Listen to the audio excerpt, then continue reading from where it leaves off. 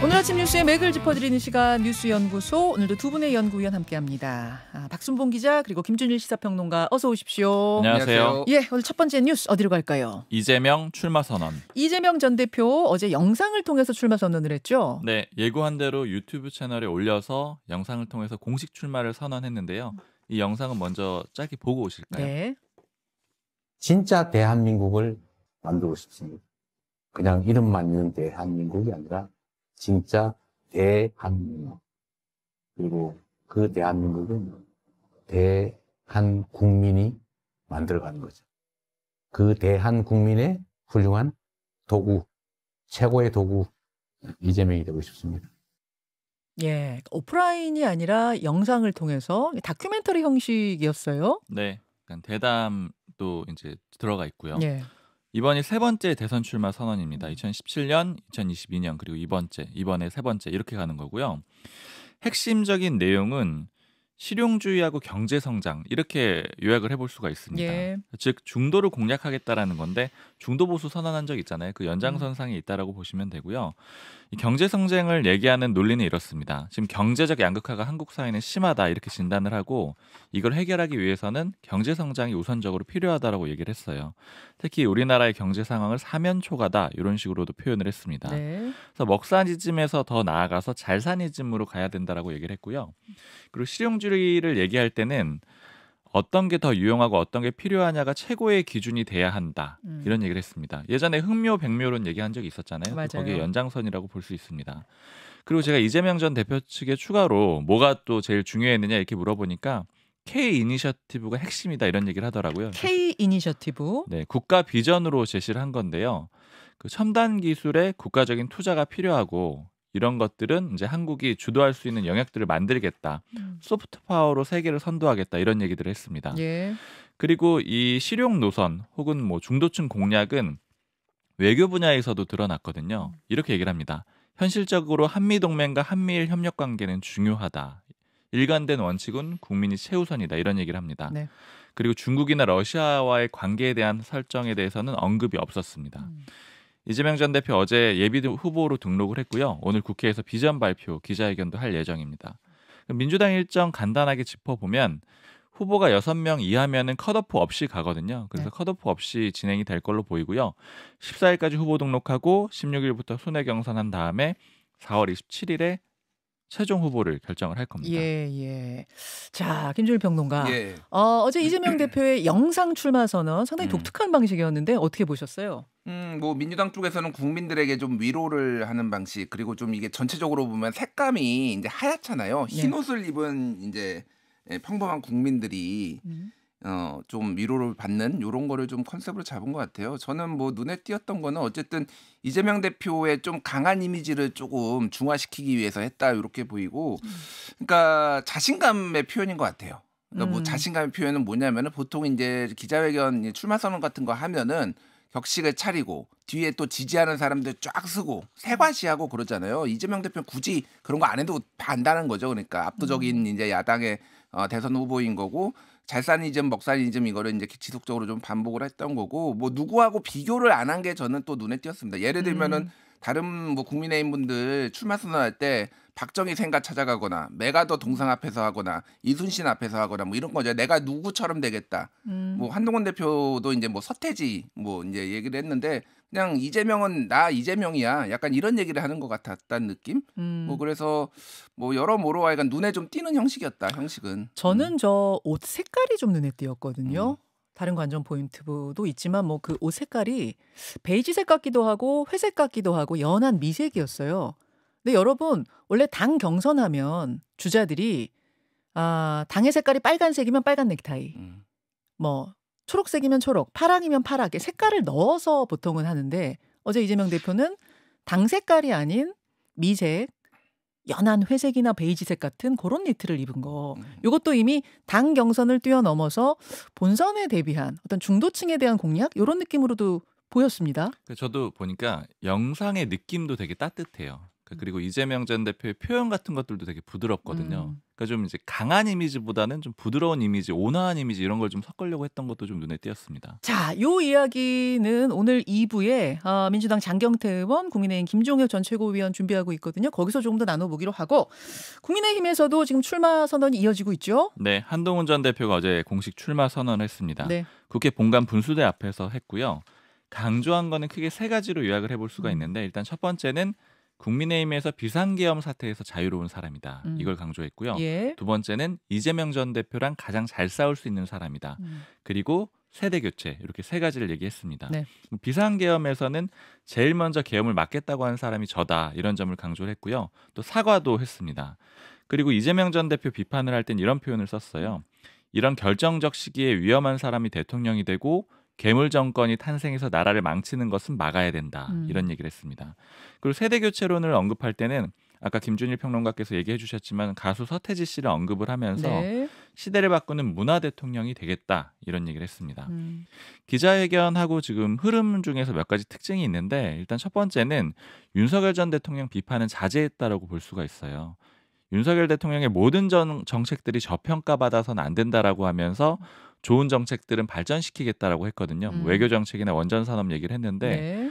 그리고 또 윤석열 전 대통령한테 기회가 되면 연락을 드리겠다라고 했습니다. 이거는 지금 당내에서 비토 여론이 꽤 많거든요. 의원들 얘기가 특히 그래요. 이제 그런 것들을 좀 의식한 걸로 보이고요.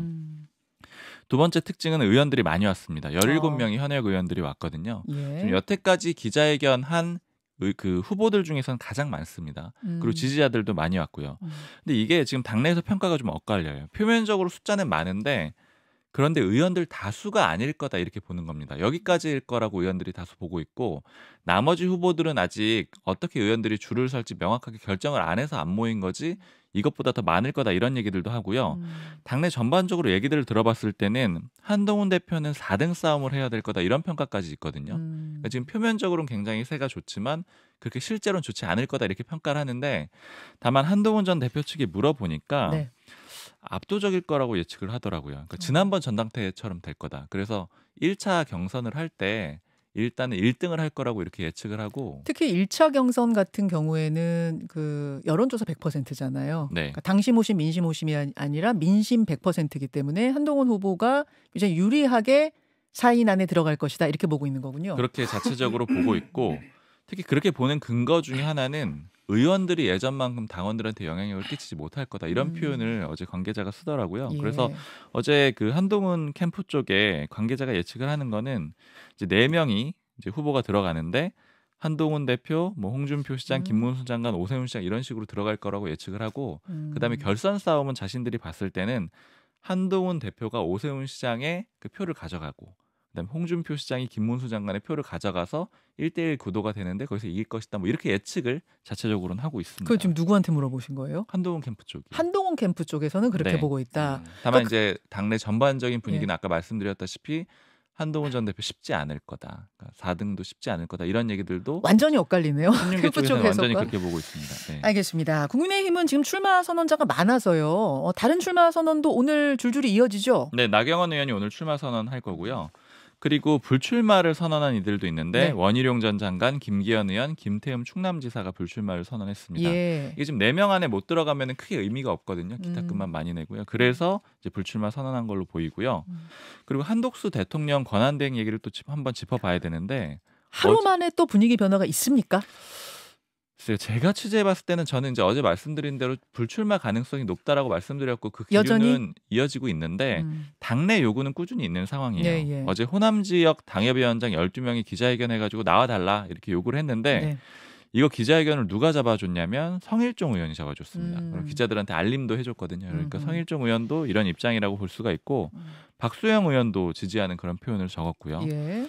그리고 이제 어제 김준일 평론가께서 언급은 해주셨는데 트럼프 대통령이랑 통화하면서 대선 출마할 거냐 이렇게 트럼프 대통령이 물어보니까 고민 중이라고 얘기를 했거든요. 근데 총리실에서 이 보도에 대해서 확인도 안 하지만 부인도 안 하고 있습니다. 확인도 안 하고 부인도 안 하면 맞는 거잖아요. 기자들은 맞다고 보는 거죠. 그러니까 당내에서는 기대감이 여전히 좀 있는 예. 그런 상황입니다. 그런데 뭐 한덕수 대행이 안 할 거라는 관측은 일단 주변에서는 여전히 유지되고 있는 상황이에요. 한덕수 대행의 이름이 좀 부쩍 많이 오르내리고 있는 상황. 그 트럼프 대통령과의 대화의 통화에서도 트럼프 대통령의 첫 질문이 그거였다면서요. 대선 출마하시냐. 이게 첫 질문이었다는 것까지 보도가 되면서 더 관심을 모으고 있는데 김준일 평론가, 예, 줄줄이 이어지는 국민의힘의 뭐 대선 선언들 어떻게 보십니까? 일단 뭐 여론조사 하나 나와서 소개시켜 드릴게요. 중앙일보가 갤럽에 의해서 지난 8일에서 9일 만 18세 이상 1,004명 대상으로 이제 전화 면접 조사를 한 건데 양자 대결했거든요. 이재명 홍준표는 이재명 50, 홍준표 38. 오세훈은 이재명 51, 홍준표 아니야 오세훈 38. 그리고 김문수 장관과 붙었을 때 이재명 53, 김문수 35. 그리고 한동훈 붙었을 때는 이재명 52, 한동훈 32. 그래서 격차는 지금 제일 한동훈 전 대표가 제일 많이 나요. 그러니까 20%포인트 나거든요. 그러니까 보수가 결집이 안 된다. 한동훈이 나왔을 때는 지금 여론조사 상으로는. 그리고 제일 지금 격차가 적은 거는 홍준표 시장. 최근에 좀 홍준표 시장이 조금 상승세입니다. 전체적인 분위기가. 국민의힘에서도 일부 친윤들은 지금 홍 시장 아직 뭐 이렇게 지지선언은 안 했지만 상당수가 친윤계들이 지금 홍 시장 쪽으로 갔다라는 얘기들이 있어요. 약간 근데 지금 친윤계는 분화 아니에요? 분화죠. 그러니까. 분화죠. 일부는 지금 그러니까 한덕수 총리 얘기하고 있고, 뭐 일부는 지금 김문수 장관, 일부는 홍준표 시장, 뭐 나경원 의원 또 윤 전 대통령 찾아가서 출마 권유받았다고 하고 좀 분화된 것 같아요. 그래서 뭐 어제 이제 또 나온 거는 보도가 나온 거는 나경원 의원이 윤석열 대통령으로부터 이번 대선에서 역할을 좀 해달라라는 뭐 이런 얘기가 이제 언론 보도가 나오고 지금 출마 선언을 한다라는 건데 이게 이제 어떻게 영향을 미칠지 봐야 될 것 같고 어제 채널A 보도가 되게 좀 재밌었는데 트럼프 대통령이 한덕수 유력 대선 후보로 소개를 받고 참모들로부터 소개를 받고 전화를 했다라는 거예요. 유력 대선 후보입니다라는 소개를 받고 전화 통화를 시작했고 그래서 첫 질문이 그게 나온 거다. 미국의 참모들로부터 그렇게 받았다는 거죠. 그러면 이제 두 가지죠. 미국의 참모들이 한국의 대선 상황에 대해서 너무나 관심이 많아가지고 한국 언론들 계속 보고 있다가 했던지 아니면은 우리나라에 미리 조율을 할 거 아니에요. 이분이 대통령 나가실 분입니다. 이렇게 찔러줘가지고 이게 됐던지. 정보를 줘서. 근데 이제 이게 트럼프하고 통화를 하려면 트럼프는 죽은 권력하고 얘기를 안 한다라고 옛날부터 얘기를 했으니 이런 거를 좀 인위적으로 만들어서라도 좀 얘기를 해야 될 필요성이 있었다라는 걸 감안을 하더라도 이거는 셀프로 지금 띄우는 거 아니냐 이런 얘기까지 나와요. 그러니까 한덕수 총리가 뭐 어쨌든 이게 국민의힘은 지금 15일까지가 데드라인이에요. 서류 접수가 마감입니다. 그래서 그 이후에 하는 거는 좀 특혜를 주기는 어렵다. 이런 상황이거든요. 그러니까 며칠 안 남았습니다. 한덕수 총리가 대망론이 있는지 없는지. 그 며칠 안 남은 건 또 아닌 것 같은 게 어제 황우여 당 선관위원장하고 제가 인터뷰했을 때는 그렇게 말씀하셨어요. 15일까지 대선 열차 타려면 15일까지 접수해야 된다. 꽃가마는 없다. 그렇게 이야기를 했습니다. 그거 맞습니다. 근데 그 경선에 참여하지 않고 외곽에 있다가 경선에서 뽑힌 당 후보와 한덕수 대행이 단일화하는 형식. 옛날에 반기문 모델이거든요. 그런 식의 빅텐트 합류로는 가능하지 않겠느냐라는 이야기가 또 솔솔 나와서 사실은 다음 주 안에 결판 날 문제는 아닌 것 같아요. 한 대행의 이 출마설은. 네, 뭐 국힘에 관련해서는 그런 거고 말씀하셨다시피 이제 무소속으로 해서 단일화로 이벤트를 좀 하는 것도 뭐 예의가 나오는데 뭐 지켜봐야 될 것 같아요. 그 하나 더 같이 볼만한 게 어제 새누리의 민주당에서 전병헌 전 의원, 그러니까 전병헌 대표가 기자회견했거든요. 그러니까 요는 그 반 개헌 연대, 그러니까 개헌 연대를 만들자라는 거고 반 이재명 연대라고도 표현을 할 수가 있습니다. 이걸 만들자라는 거고 크게 보면은 국민의힘까지 같이 할 수도 있다라고 했거든요. 그러니까 아까 말씀하신 그 그림이 가능하겠다라고요. 저도 어제 이제 전병헌 대표랑 통화를 해봤는데 그럼 결과적으로 어떻게 하겠다라는 거냐, 후보도 이번에 같이 내겠다라는 거냐라고 물어보니까 과정에 참여할 수도 있고 혹은 각 단위별로 한 다음에 마지막에 뭐 합칠 수도 있고 뭐 이런 식으로 얘기를 하고 있거든요. 그러니까 아까 말씀하신 대로 뭐 한덕수 총리도 나중에 따로 나오고 그다음에 이낙연 전 총리도 또 나오고 뭐 이런 식으로 해서 종합적으로 묶는 그런 그림도 일부 가능할 수도 있을 것 같습니다. 반명 텐트가 꾸려질 수 있다 이런 얘기예요. 그때 한덕수 대행이 마지막에 탑승할 수도 있다. 그렇게 가능할 수도 있겠죠. 나올 의지가 있다라고 하면은요. 알겠습니다. 오늘 뭐 이제 주자들을 경선 주자들을 뭐 각 당 경선 주자들을 저희가 섭외가 되는 대로 여러분들께 부지런히 소개를 할 텐데요. 오늘은 김문수 전 장관이 준비하고 있습니다. 잠시 후에 인터뷰 진행해 보도록 하죠. 다음 이슈로 갑니다. 박성재 탄핵 기각. 박성재 법무부 장관에 대한 탄핵안을 어제 헌재가 기각했습니다. 네, 8명 만장일치로 기각을 했습니다. 마은혁 재판관도 이제 합류를 했는데 심리에는 원래 참여를 안 했었잖아요. 그래서 빼고 8명이서 선고를 한 겁니다. 작년 12월 12일에 국회에서 탄핵안이 의결됐고 119일 만에 직무에 복귀하게 됐습니다. 네. 국회 측의 주장은 뭐였냐면은 계엄 전 국무회의에 참여를 해가지고 윤석열 전 대통령의 계엄 선포에 반대를 안 했다. 그리고 계엄 이후에 4인 안가회동에 참여를 했다. 이 안가회동은 이완규 법제처장, 헌법재판관 후보자도 논란이 되고 있는 그 모임이잖아요. 예. 그러니까 이런 것들로 봤을 때는 계엄 내란 행위를 했으니까 탄핵돼야 된다. 이게 국회 측의 주장이었습니다. 근데 헌재의 판단을 요약해서 말씀드리면 네. 뭐 그렇게 볼 만한 증거나 객관적 자료가 없고 뭐 대부분 법 위반이 아니거나 만약에 위반 사항이 있더라도 파면할 정도는 아니다. 이렇게 요약을 해볼 수가 있어요. 예. 뭐 구체적으로 안가회동에 대해서는 이 회동을 했다는 이유만으로 내란 행위를 보기는 어렵다. 이렇게 판단을 했고요. 그다음에 박 장관이 동부구치소에 구금시설 마련하라고 지시한 내용이 있거든요.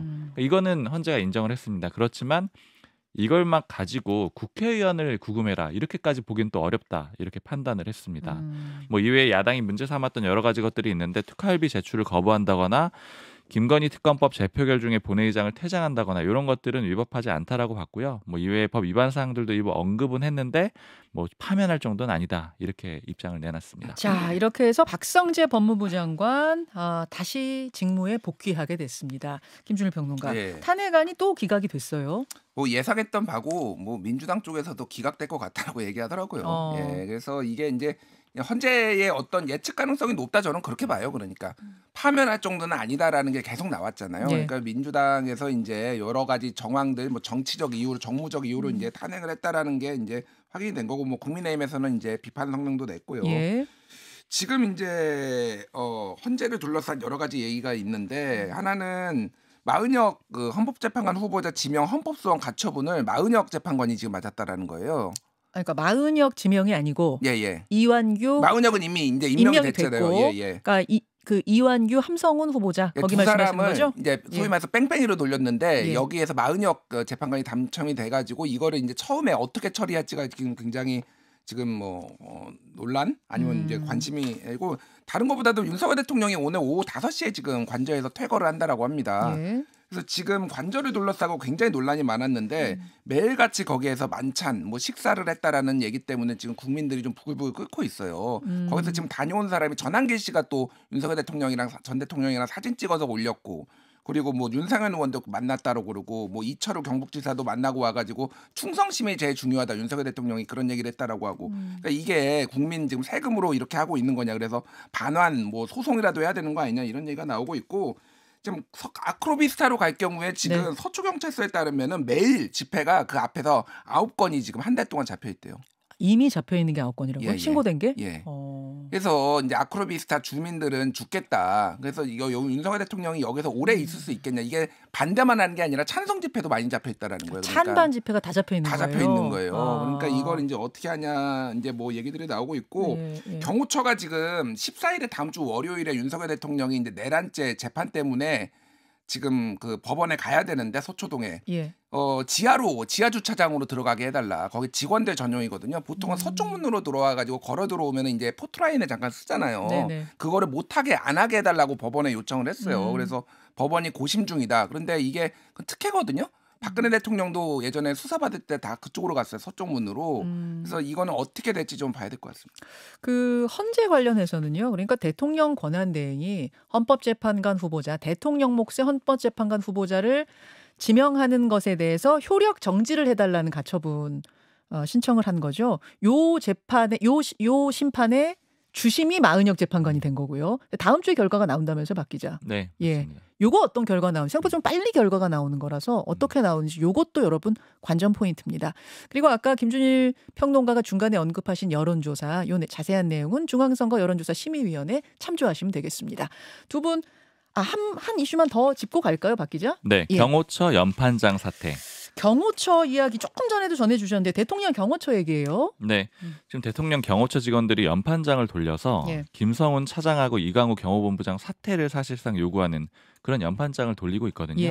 그러니까 수뇌부 물러나라는 건데, 경호처는 내부 평가를 보면 군대보다 더 딱딱한 조직이에요. 그러니까 창설 62년 만에 이런 일은 처음 있는 겁니다. 제가 그 분위기를 좀 들어봤는데 네. 대체로 다 공감하는 그런 분위기라고 합니다. 그리고 지난 7일부터 받기 시작을 했거든요. 그래서 오늘까지 다 이제 모을 거라고 해요. 그래서 지금 직원이 한 700명 정도 되는데 속도가 더딘 거는 일일이 만나가지고 의견을 듣고 이름을 받는 그런 방식이라고 합니다. 그래서 꽤 오래 걸리고 있는 상황인데 다 모으게 되면 어제 경호처 관계자 표현으로는 네. 전반적으로 공감하는 분위기라고 하고 이렇게 되면 이제 익명 처리를 해가지고 뭐 김모 씨 이런 식으로 익명 처리해서 명단을 다 모아가지고 차장한테 제출할 걸로 그렇게 보입니다. 그러니까 물러나 달라 이렇게 압박을 하는 취지라고 보시면 될 것 같아요. 전체 700명 중에 몇 명 정도가 모일 것 같다고요? 지금 보도로는 한 400명 정도 얘기를 하는데 400명. 제가 관계자한테 물어봤을 땐 예. 대체로 공감을 한다라는 거예요. 근데 이게 일일이 받다 보니까 시간이 너무 오래 걸려서 지금 모이는 숫자가 그런 정도인 걸로 보입니다. 예, 예. 참 창설 62년 만에 처음 있는 일, 경호처에서 연판장을 돌리는 이런 일이 벌어졌어요. 여기까지 상황 전하겠습니다. 두 분 수고하셨습니다. 감사합니다. 김현정의 뉴스쇼는 시청자 여러분의 참여를 기다립니다. 구독과 좋아요, 댓글 잊지 않으셨죠? 알림 설정을 해두시면 평일 아침 7시 10분 실시간 라이브도 참여하실 수 있습니다.